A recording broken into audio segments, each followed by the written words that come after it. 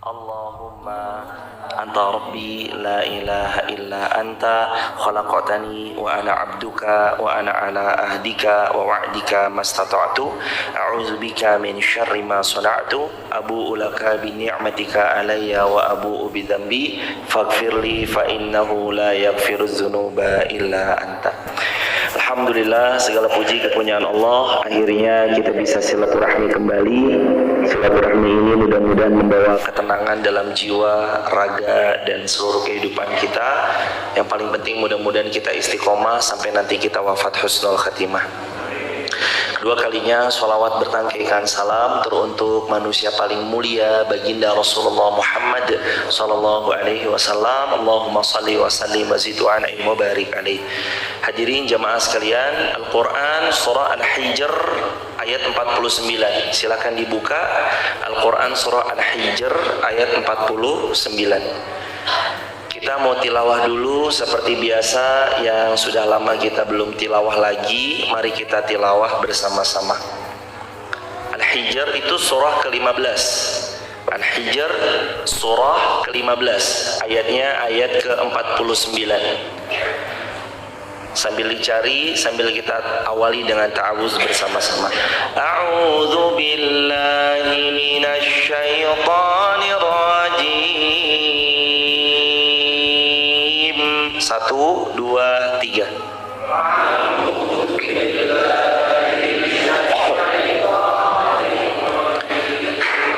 Bismillahirrahmanirrahim.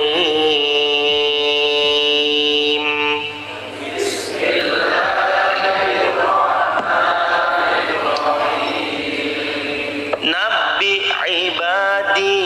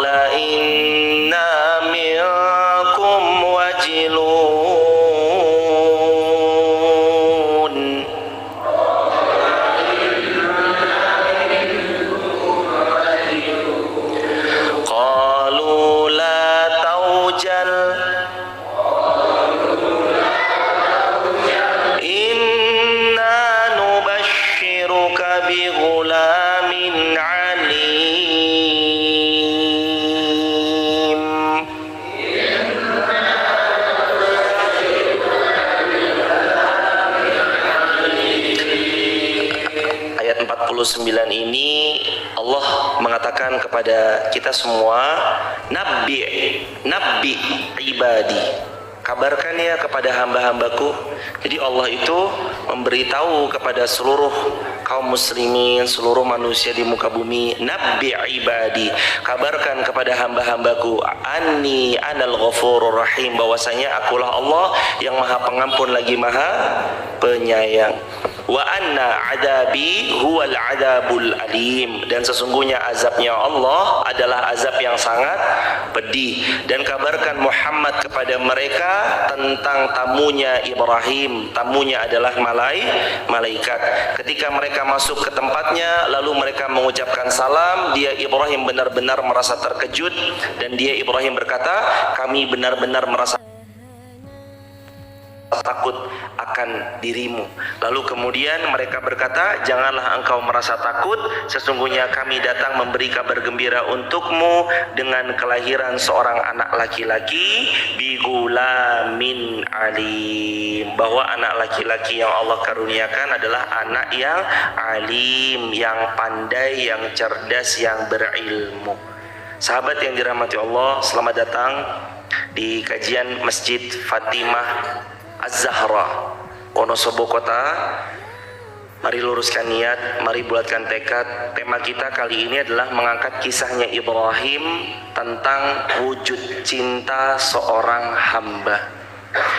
Saya awali dulu, sahabat yang dirahmati Allah. Nabi Ibrahim itu awalnya istrinya adalah Sarah, ibunya Ishaq. Puluhan tahun beliau menikah, belum punya keturunan. Puluhan tahun beliau menikah, belum juga dapat buah hati. Hingga akhirnya ada seorang raja memberikan hadiah, yakni seorang budak bernama Hajar, yang nanti menjadi ibunya Nabi Ismail. Diberi hadiah, wahai Ibrahim, hadiah. Karena budak itu dapat lewat 3 cara. 1, lewat tawanan perang yang gak bisa ditebus. 2, lewat hadiah yang diberikan. 3, lewat jual beli. Maka budak itu kemudian dinikahi oleh Nabi Ibrahim. Lalu kemudian Hajar hamil dan atas seizin Allah melahirkan putranya bernama Ismail, anak pertamanya Nabi Ibrahim alaihissalam. Ada wujud cinta nyata yang Khalilullah, gelarnya Nabi Ibrahim, pernah ajarkan dan dicatat tinta emas, salah satunya ini yang membuat hadir setelah puluhan tahun lama menanti daripada istrinya Sarah untuk dapat buah hati, akhirnya terus kemudian Allah karuniakan. Ceritanya sahabat yang dirahmati Allah, Allah itu menguji Ibrahim ketika Ismail usianya waktu itu kira-kira sekitaran usia balagha ma'ahu sa'ya, umuran 11 tahun, umuran 12-an tahun. Nabi Ibrahim diuji dengan inni ara fil manam anni azbahuka fanzur maza tara. Aku mendapat mimpi dari Allah bahwa Allah memerintahkan aku untuk menyembelihmu wahai Ismail. Fanzur maza tara. Apa pendapatmu wahai Ismail?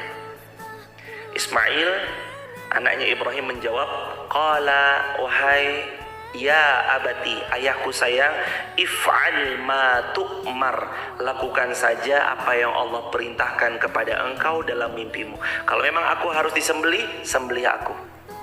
Satajiduni insyaallah minas sabirin, aku termasuk hamba Allah yang sabar. Akhirnya izin sama istrinya. Ketika istrinya minta izin, wahai istriku sayang, sungguh aku bermimpi Allah memerintahkan aku untuk menyembelih putra sematawayang kita. Apa jawabnya istrinya Nabi Ibrahim, Sayyidatuna Hajar? Siti Hajar menjawab, lakukan suamiku sayang. Wujud cinta seorang hamba bukan hanya akan cintanya seorang saja, tapi wujud cintanya seorang hamba berwujud juga sama kepada keluarga yang sama mencintai Allah. Suaminya di jalan Allah, tapi kalau istrinya nggak support. Suaminya di jalan Allah, tapi kalau pasangannya selalu menahan bahkan menghalang-halangi. Ayah ibunya support, suami istri support, tapi kalau anaknya, itu bisa jadi sebab terhalangnya satu keluarga punya wujud cinta nyata kepada Allah. Istrinya dengan tegas bilang, wahai suamiku sayang, sembelih sebagaimana Allah perintahkan dalam mimpimu. Dibawa di salah satu tempat, hari ini tidak jauh dari Mina, Arafah, Musdalifah. Di situ ada seperti tugu kecil yang masyarakat Arab menamainya Mazbah Ismail atau Mazbah Ibrahim. Mazbah artinya tempat penyembelihan dari Nabi Ismail yang hendak disembelih Nabi Ibrahim. Di situ jadi momen di mana mengingat sejarah bahwa dulu ada saking wujudnya cinta seorang hamba kepada Allah, anak pun dikasih. Allah, engkau minta apa? Anak. Ini anak bukan sembarang anak, nunggunya lama. Anak bukan sembarang anak, sematawayang, Waktu itu Ishak belum ada, masih baru Ismail. Ishak belum hadir, karena di ayat ini Ishak nanti baru hadir. Karena ketaatan seorang hamba kepada Allah, Allah hadiahkan 2 kali lipat buat dia. Ini kisahnya kan. Ketika dibawa, istrinya sudah ikhlas. Kamu mau ikut nggak? Enggak wahai sayangku. Ya sudah, kamu di rumah. Istrinya udah legowo, kalaupun nanti dia mendapati anak tunggal, anak sematawayangnya wafat, dia udah ikhlas.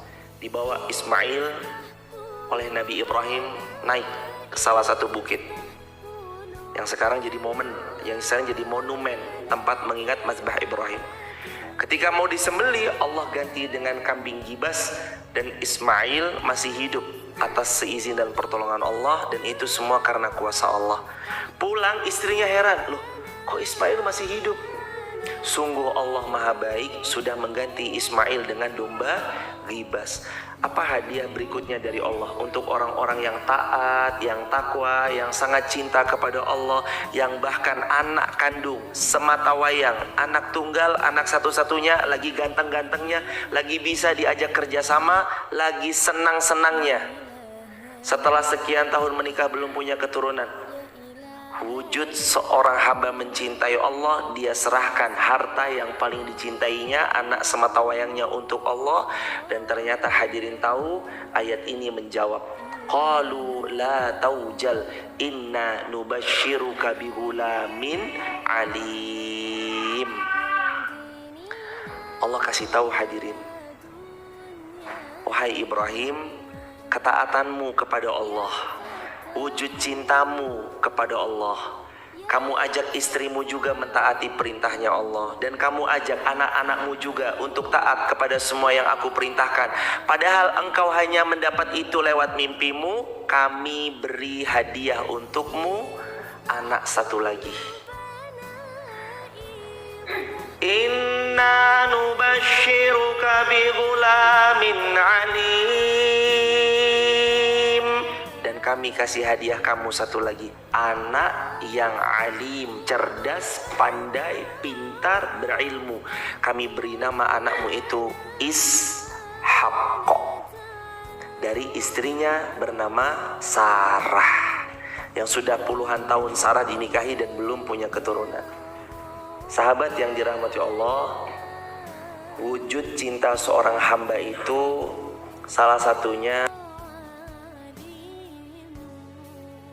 mentaati perintah Allah walau berat menurut kita. Siapa di antara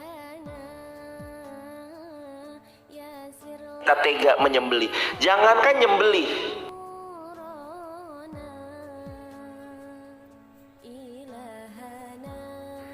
kadang kita nampar anak kita aja kita nggak mau.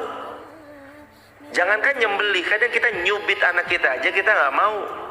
Jangankan disembeli, kadang kita selentik anak kita aja kita nggak rela. Bahkan jangankan kita, ada nyamuk nempel mendarat di pipinya anak kita aja langsung kita telepek, saking cintanya kita kepada anak kita.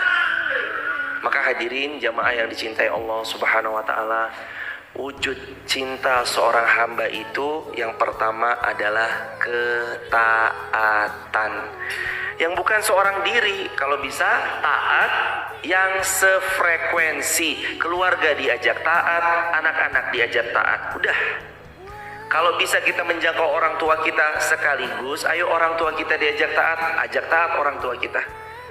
Jadi sefrekuensi bersama di dunia, bersama sampai syurganya Allah. Dan Allah itu ngasih hadiah loh jemaah. Orang yang taat itu enggak tanpa hadiah.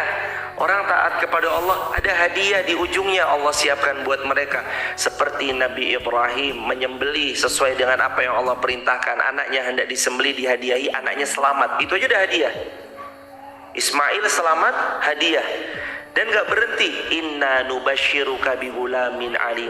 Ibrahim, karena taatmu dihadiahi lagi oleh Allah anak laki-laki alim yang sangat cerdas. Langsung Allah hadiahi lagi. Dan itu Allah, setiap kali kita meninggalkan keburukan karena Allah, Allah tuh pasti kasih hadiah lagi. Apalagi Rasulullah pernah bersabda, kata Rasulullah, innaka lan tad'a syai'an lillahi azza wa jalla illa baddalakallahu bihi ma huwa khairun laka min. Tidaklah wahai umatku, kata Rasulullah, kamu meninggalkan keburukan, engkau meninggalkan dosa, engkau meninggalkan kemaksiatan karena Allah, bukan yang lain. Innaka lan tad'a syai'an lillah. Kita ninggalin keburukan bukan karena kita capek. Kita ninggalin kemaksiatan bukan karena kita sedang bermasalah sama circle kemaksiatan itu. Enggak, tapi kita ninggalkan keburukan, kemaksiatan dan dosa lillah, karena Allah. Baddalakallahu bihi, Allah pasti ganti untukmu ma huwa khairun lakamin, apa yang lebih baik dari yang kau tinggalkan pasti. Innallaha la yukhliful mi'ad. Berapa kali kita dengar kalimat ini? Habis dengar azan kita baca doa ini. Setiap kali Ramadan sering disetel, innaka la tukhliful mi'ad. Kita dari kecil tuh udah kebiasa saling kalimat itu, tapi kita nggak paham maknanya. Allah nggak pernah ingkar janji. Mana ya Allah, anak saya buktinya engkau ambil? Mana ya Allah, buktinya setelah saya meninggalkan tambah parah? Mana ya Allah, katanya engkau ganti yang lebih baik, ini buktinya sekarang saya malah tambah terpuruk? Enggak seburuk yang disangka, enggak seburuk yang dikira. Kalau seorang hamba benar mencintai Allah, Allah itu 2 kali lipat mencintai hamba itu. Tapi karena keterbatasan dan kejahilan kita sulit melihat cinta dan kasih sayangnya Allah buat kita. Padahal itu cinta, tapi kita anggapnya kok Allah begini sih? Bukan karena Allah nggak sayang, justru karena Allah sayang, Allah pertemukan. Nih ya masalah buat kamu. Masalah pertama nggak selesai, masalah kedua datang lagi, masalah kedua belum selesai, masalah ketiga datang lagi. Ya Allah, nih masalah kapan selesainya sih?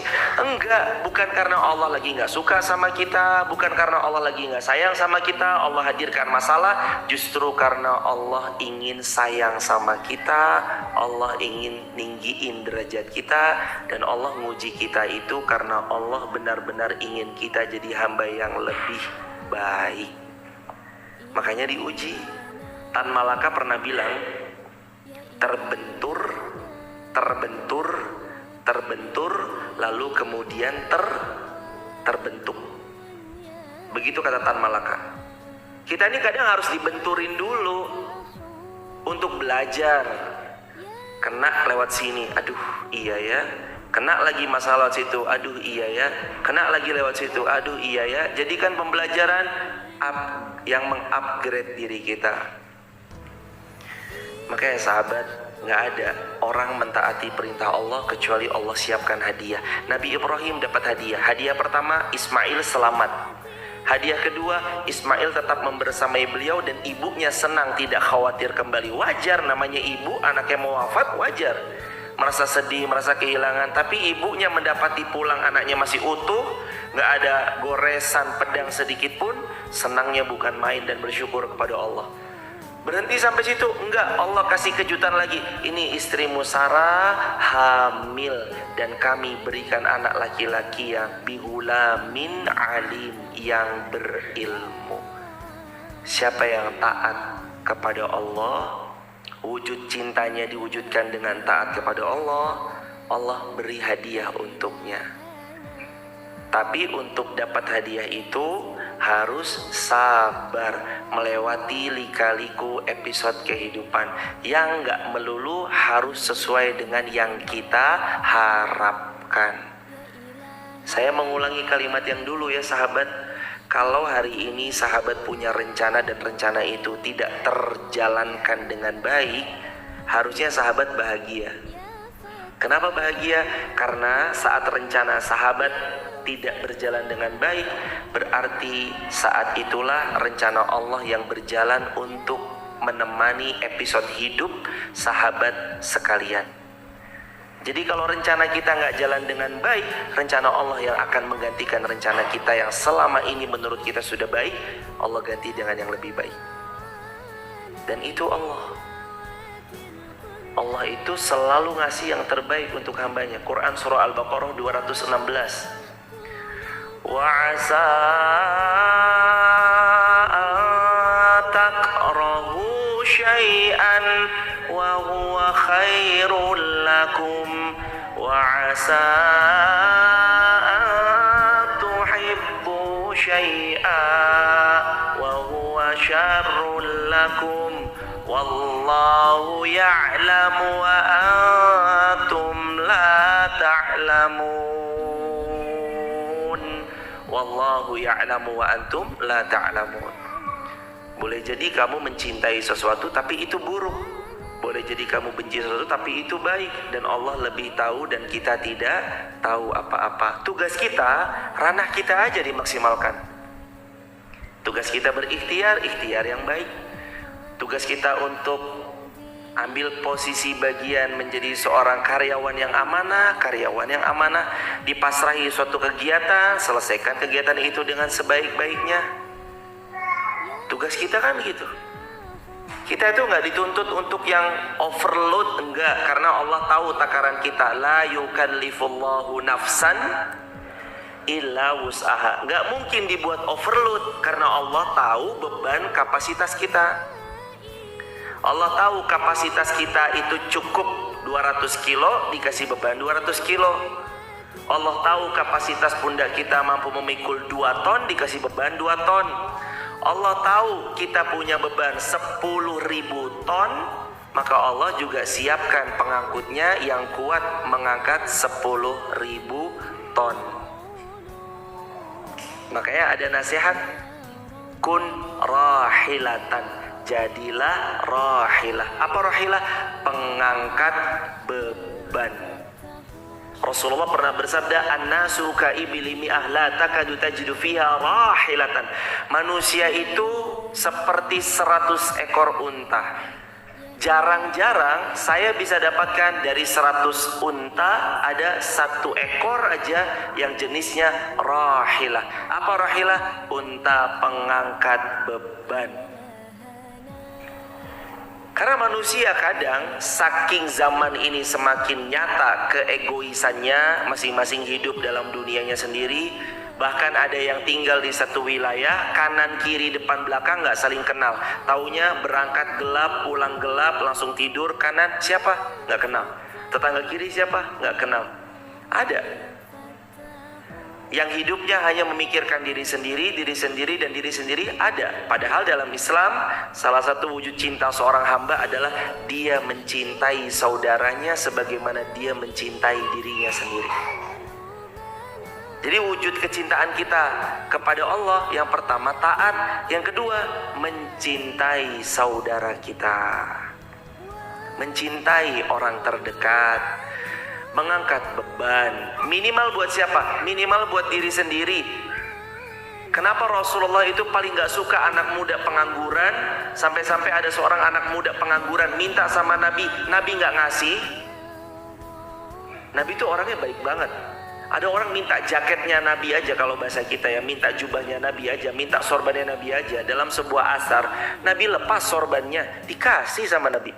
Ada orang minta kambing sama Nabi, nggak dikasih 1 ekor, dikasih 1 lembah. Nabi itu baik. Tapi begitu ngeliat anak muda punya potensi pemalas, ya Rasulullah minta dong, kamu kan masih muda, kamu pulang, lihat di rumahmu apa yang bisa dijual. Dapat panci, ya Rasulullah ini yang bisa dijual. Siapa yang mau beli panci ini? Beli saja, aku membelinya ya Rasulullah 2 dirham. Wahai anak muda, 2 dirham ini hasil jual pancimu, 1 dirham belikan pacul kalau bahasa kita, untuk kamu berkegiatan bekerja di ladang kurma, 1 dirham lagi untuk kamu makan. Ternyata benar, 1 dirham untuk berladang, 1 dirham untuk makan. Hidup dia. Rasul paling gak suka kalau ada anak muda pemalas. Udah gitu disuruh kerja gak mau, kerjanya tiap hari malas-malesan, tiap hari kerjanya rebahan. Kalau update status semua akan indah pada waktunya. Teman-teman yang dirahmati Allah, harus tahu ketika kita mencintai orang itu bentuk ketaatan kepada Allah. Tapi yang dicintai itu juga nggak boleh nanti berpangku tangan sama orang lain yang membuat dia jadi pemalas. Dia harus bekerja, dia harus ulet, dia harus tekun, dia harus konsisten. Man sabata nabat. Konsisten, tumbuh kok. Konsisten aja, tumbuh kok. Dan teman-teman yang muda jangan bilang, ibu saya masih sehat Ustadz, bapak saya masih sehat. Enggak, kalau bisa dari sekarang menghasilkanlah.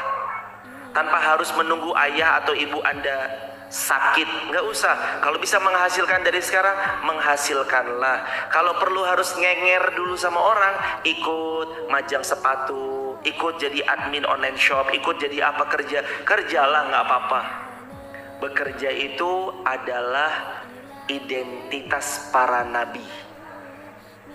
Wahai keluarga Daud, ya Ali Daud, i'malu ya ala Daud. Keluarga Daud kerja. Keluarga Daud aja disuruh kerja. Padahal Nabi Daud siapa? Raja. Raja disuruh kerja. I'malu ya ala Daud. Keluarga Daud kerja. Jangan cuma mengandalkan karena kita mentang-mentang anak raja terus kita nggak bekerja, kita pemalas, enggak. Dan teman-teman tahu, ketika kita menjaga diri dari meminta-minta, kita bekerja minimal kalau belum menikah, menafkahi diri sendiri, itu sama dengan kita menjaga diri dari meminta-minta. Wujud cinta kita sebagai seorang hamba yang pertama, taat. Yang kedua, mencintai saudara kita sebagaimana kita mencintai diri kita sendiri.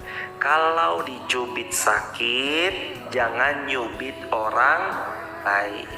Kalau diselentik sakit, jangan selentik orang lain. Man la yarham la yurham. Kalau kita nggak sayang, potensinya kita nggak disayang. Maka hadirin, wujud cinta itu yang kedua, mencintai saudara kita. Semakin dewasa, mungkin kita akan jumpa dengan jumlah orang yang makin banyak. Kita ketemu sama fulan, kita ketemu sama fulana, kita ketemu sama fulan dan fulan dan fulan. Dan semua orang gak selalu harus seperti yang kita inginkan. Gak semua orang harus selalu seperti yang apa kita harapkan. Harusnya begini, ya. Tapi bukankah setiap orang punya pilihan hidupnya masing-masing? Ya. Tugas kita itu, sahabat, kapan kita bisa mencintai dan membersamai dalam ketaatan kepada Allah, bersamailah. Kapan qadarullah kita belum bisa dan gak ada masalah, seminim-minimnya kita diajarkan oleh Allah dalam Quran surah Al-Hasyr. Allah berfirman, Rabbana ighfir lana dzunubana wa li ikhwanina alladzina sabaquna bil iman wala taj'al fi qulubina ghillan lil ladzina amanu. Artinya apa sih?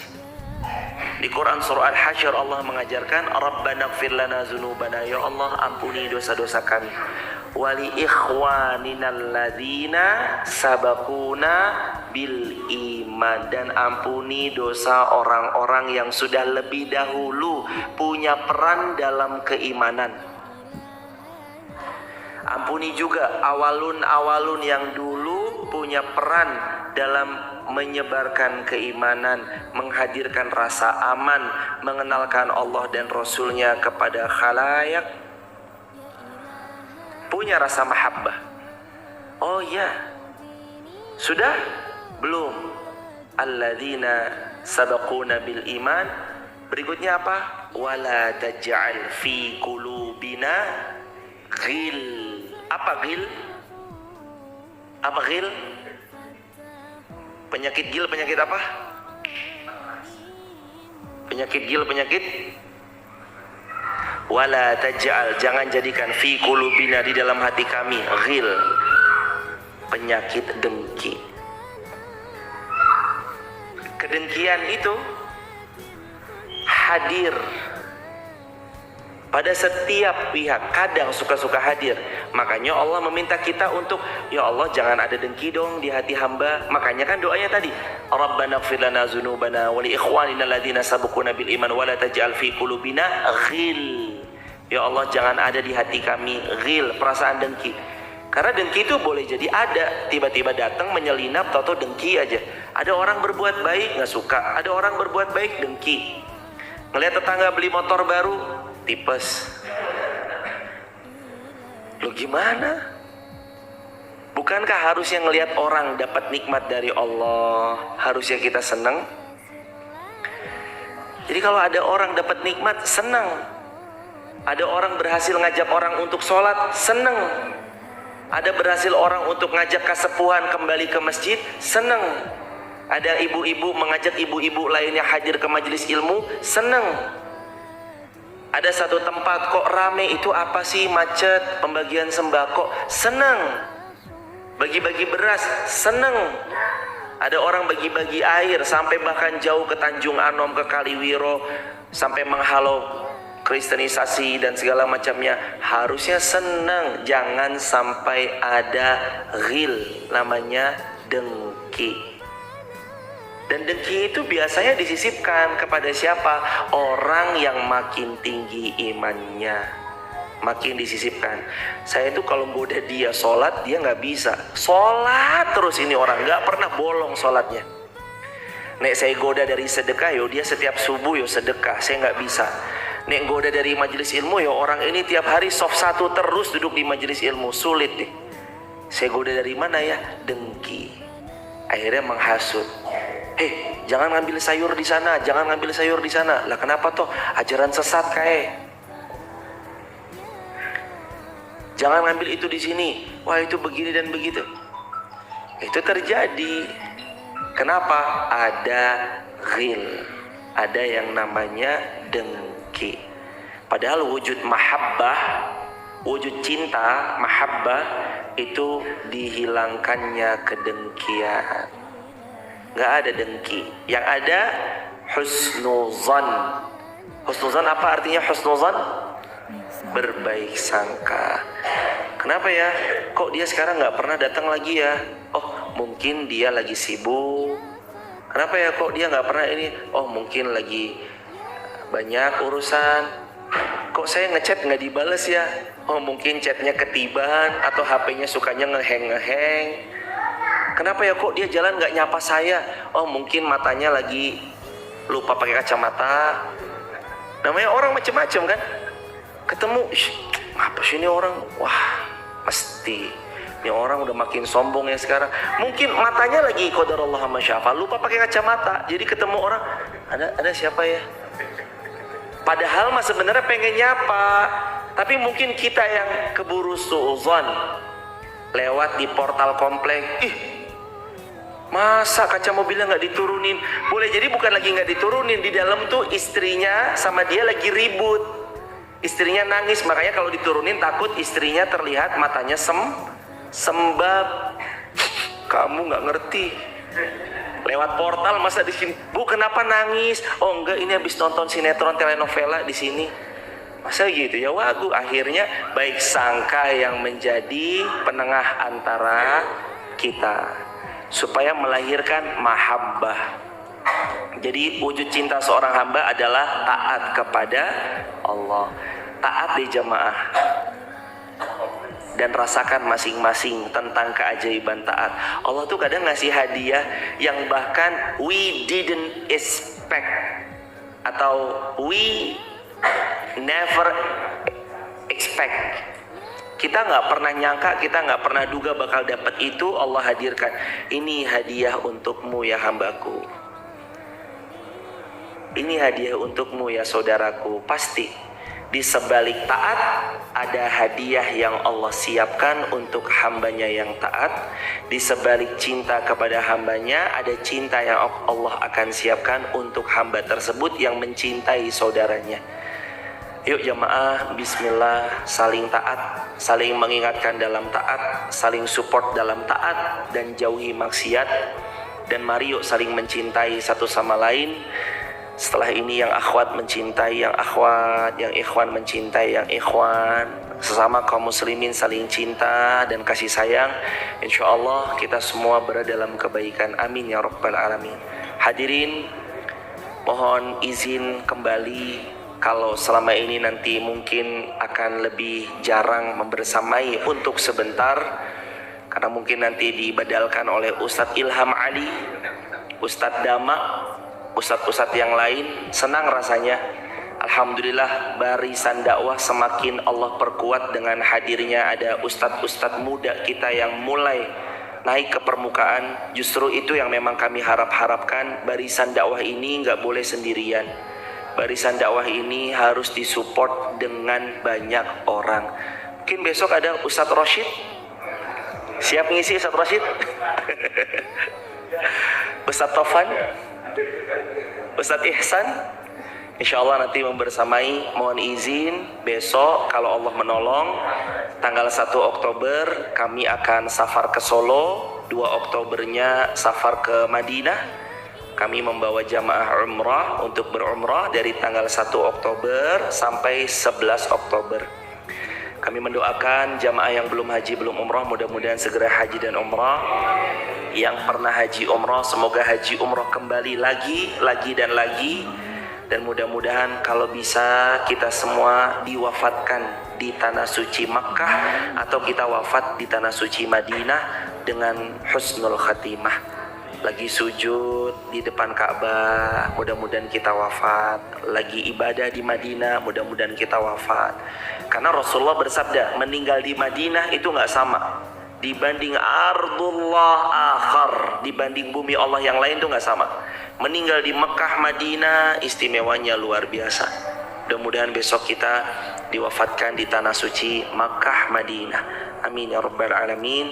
Begitu sahabat, mohon izin Sabtu besok InsyaAllah nanti dibersamai oleh asatid yang lain. Terus Sabtu besoknya lagi tanggal 8-nya juga kami masih di sana, belum bisa membersamai kembali. Nanti InsyaAllah diganti oleh asatid-asatid yang hebat, yang keren, yang ilmunya luar biasa, dan kita terus menimba ilmu. Kalau bisa hadir. Kalau jauh gimana? Live streaming TikTok bisa, YouTube bisa, Instagram bisa. Jangan ada hari kecuali kita menuntut ilmu. Karena menuntut ilmu, Rasul bersabda, talabul ilm faridatun ala kulli muslim. Menuntut ilmu itu hukumnya wajib bagi setiap muslim. Kapan kewajiban itu sudah diikrarkan, maka wajib bagi kita untuk menunaikan. Salam untuk keluarga di rumah. Saling doa mendoakan, saling mengingatkan, saling mensupport dalam kebaikan. Dan terakhir sebelum saya tutup, mohon jamaah berkenan ditengok amal jariahnya.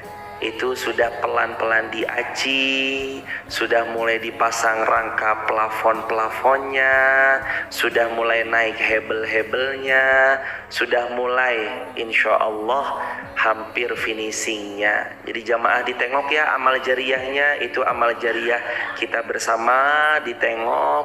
Insya Allah sebelum Ramadan tahun depan lantai satunya sudah mudah-mudahan kita pakai beserta santri-santri tahfizul Quran. Mudah-mudahan Allah perkenankan sudah bisa makai di sana. Barakallahu fikum, semoga jadi jariah buat sahabat semua.